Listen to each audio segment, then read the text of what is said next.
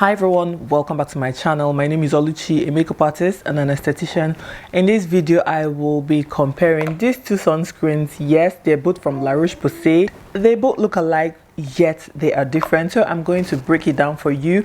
Let you know what one is most suitable for you. One is the La Roche-Posay Anthelios UV Immune 400 Oil Control Fluid, and the other is the La Roche-Posay Anthelios UV Immune 400 Invisible Fluid. So one is meant to keep shine at bay, and the other is all about that lightweight invisible finish.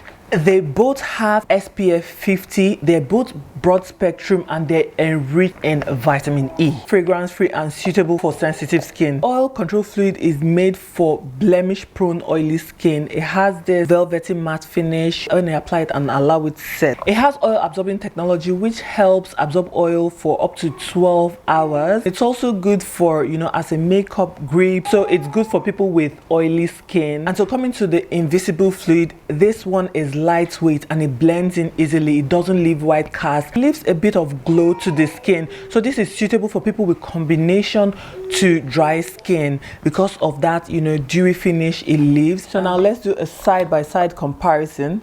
So when it comes to the Oil Control Fluid, for finish, it has a matte and shine-free finish. Then the Invisible Fluid has natural, slightly dewy finish to it. And then when it comes to skin type, the Oil Control Fluid is best for oily and blemish prone skin, whereas this one, the Invisible Fluid, is best for normal to oily skin.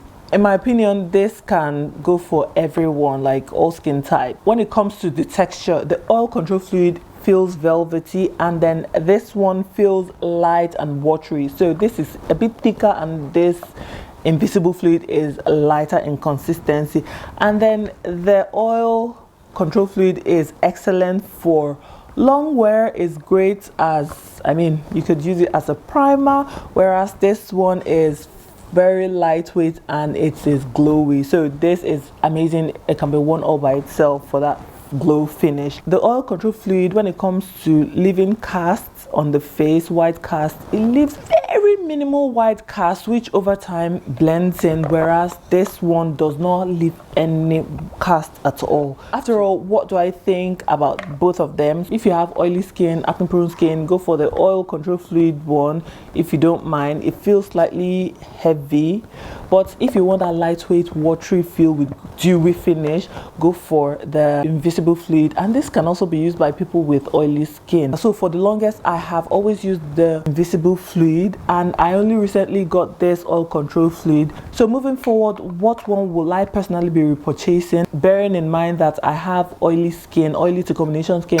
I will certainly be going for the Invisible Fluid because this is just it for me. I like that it's lightweight and everything, but this one is equally okay, but it feels very moisturizing. So with this one, I won't bother with a moisturizer. With the Invisible Fluid, if you have oily skin, you can afford to apply. You really do not need to apply a moisturizer before applying it, but if you have dry skin, apply a moisturizer, then go over with this one. So I hope you guys found this video really helpful. Let me know, have you tried any of it? Are you considering trying it?